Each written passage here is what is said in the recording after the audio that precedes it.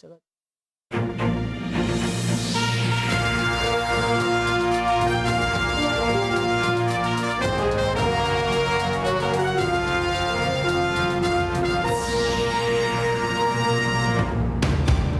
지역에서도 코로나19 확진자가 잇따르고 있지만 감염병 전담 수술방은 턱없이 부족합니다.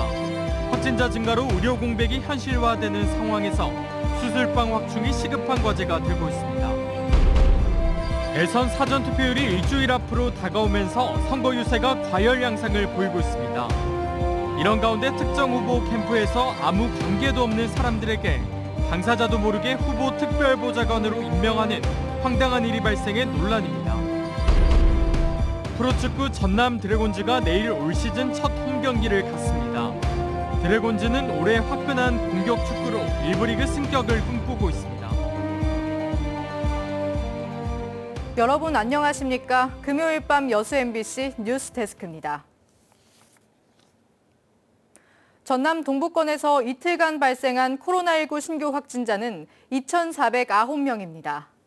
방역당국은 어제 여수에서 483명, 순천에서 508명, 광양에서 203명, 고흥에서 39명이 신규 확진됐다며 대부분 기존 확진자와의 접촉으로 감염됐다고 밝혔습니다.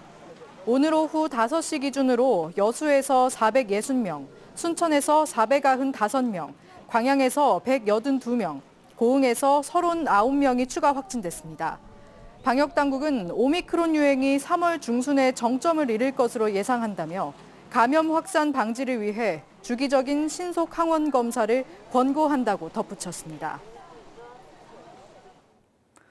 코로나19 확진자가 쏟아지면서 응급수술이 필요한 확진자도 급증하고 있습니다. 하지만 광주 전남 지역에는 확진자를 수술하기 위한 감염병 전담 수술방이 턱없이 부족한 상황입니다. 임지은 기자가 취재했습니다.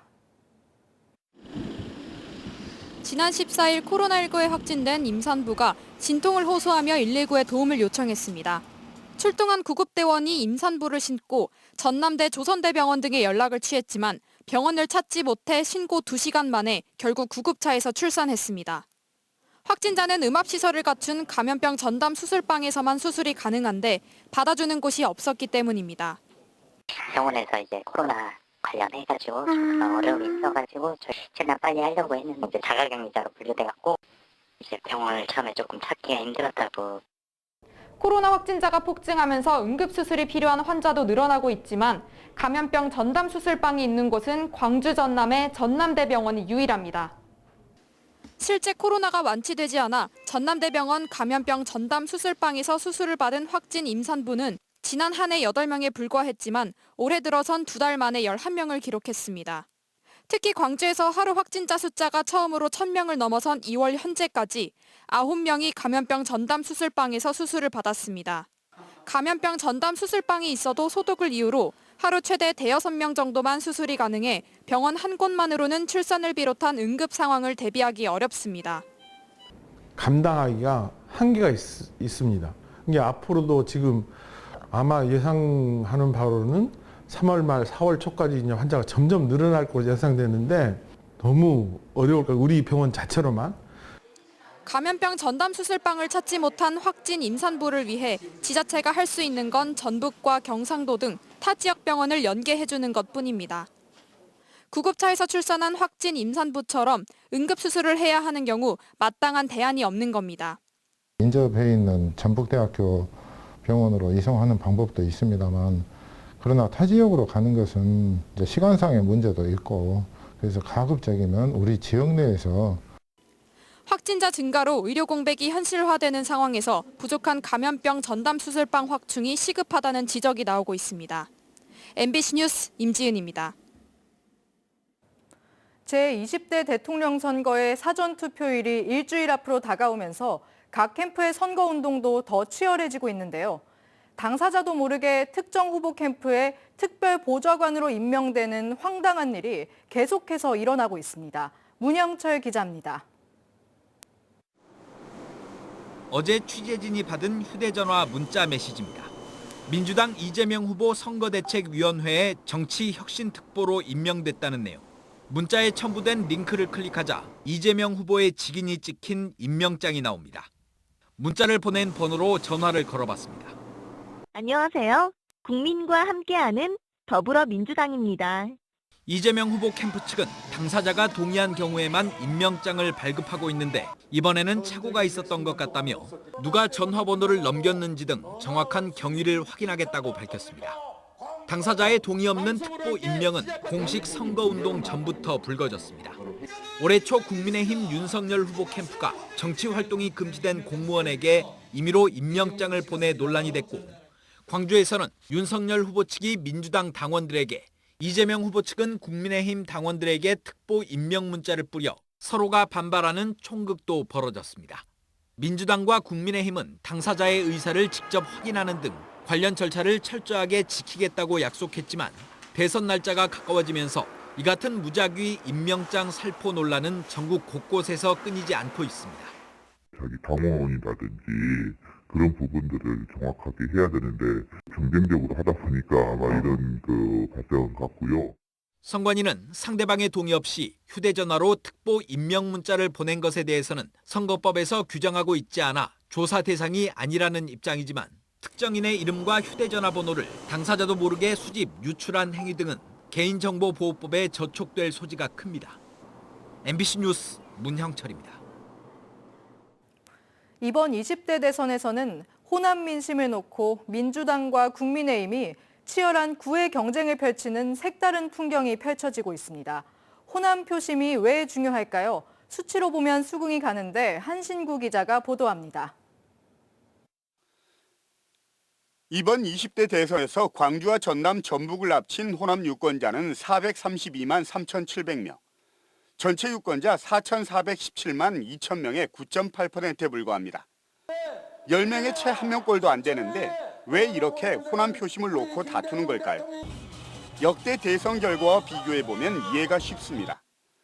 민주당은 지난 15대, 16대, 18대 대선 호남에서 90%가 넘는 압도적 득표를 받았습니다.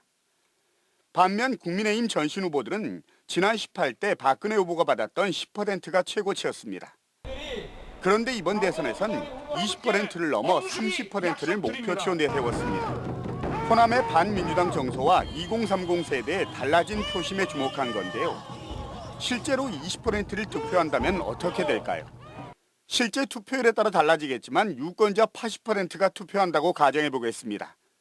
최고치였던 박근혜 후보보다 10%를 더 얻는 거니까 산술적으로 34만 6천 표를 더 가져가게 됩니다.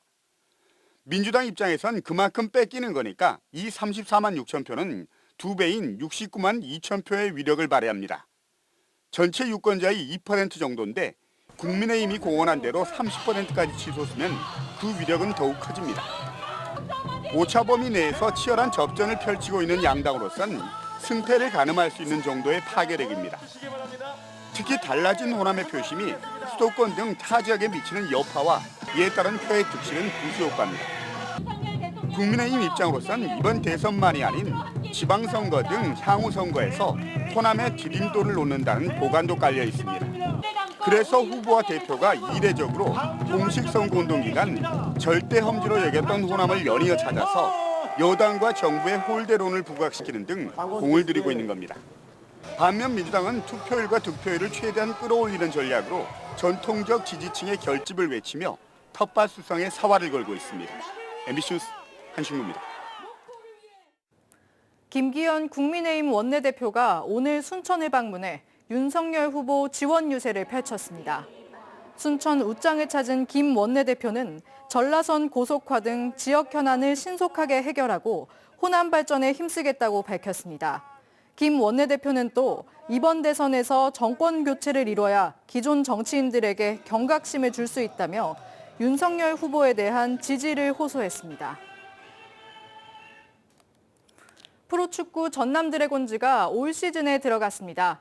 전남은 올해 새롭게 달라진 공격 축구로 일부 승격 목표를 이루겠다는 각오지만 주력 선수들의 이탈 등에 따른 영향으로 고민도 적지 않습니다. 김주희 기자가 보도합니다.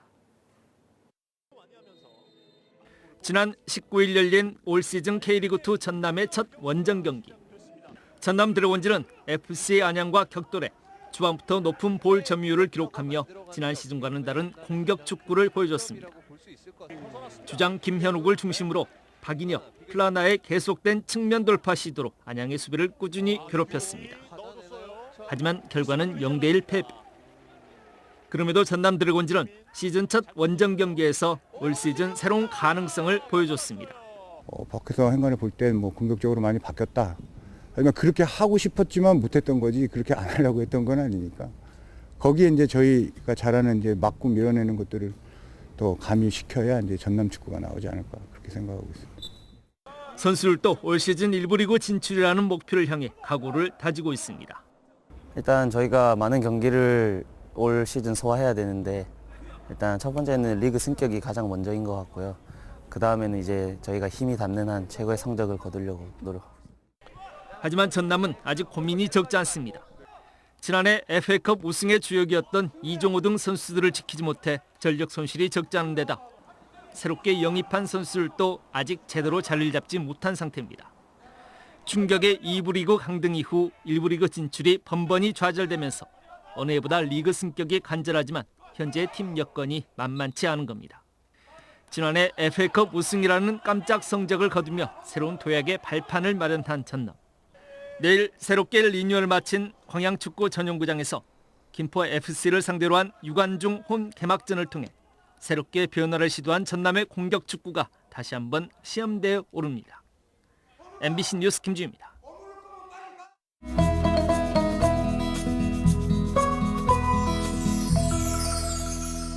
여수 MBC AI 내일의 날씨입니다. 오늘 전남 동부 지역은 대체로 맑은 가운데 건조한 날씨가 이어졌습니다. 낮부터는 평년 기온을 웃돌아 비교적 포근했는데요. 내일 전남 동부 지역은 대체로 흐리겠습니다. 아침 기온이 많이 올라 추위가 다소 누그러들겠습니다. 여수 3에서 12도, 순천 영하 2에서 14도, 광양 1에서 14도, 고흥 영하 2에서 13도의 기온 분포를 보이겠습니다. 내일 광주는 0에서 14도, 목포는 2에서 11도를 보이겠습니다. 내일 남해서부 해상은 대체로 흐리겠습니다. 파도는 남해서부 앞바다에서 0.5에서 1.5m, 먼바다에서 1에서 3m로 일겠습니다. 주말 동안에도 큰 추위는 없겠습니다. 당분간은 평년 기온을 회복하면서 포근한 날씨가 이어지겠습니다. 다만 일교차가 10도 이상 나는 만큼 환절기 옷차림에 유의해 주셔야겠습니다. 지금까지 AI 날씨였습니다.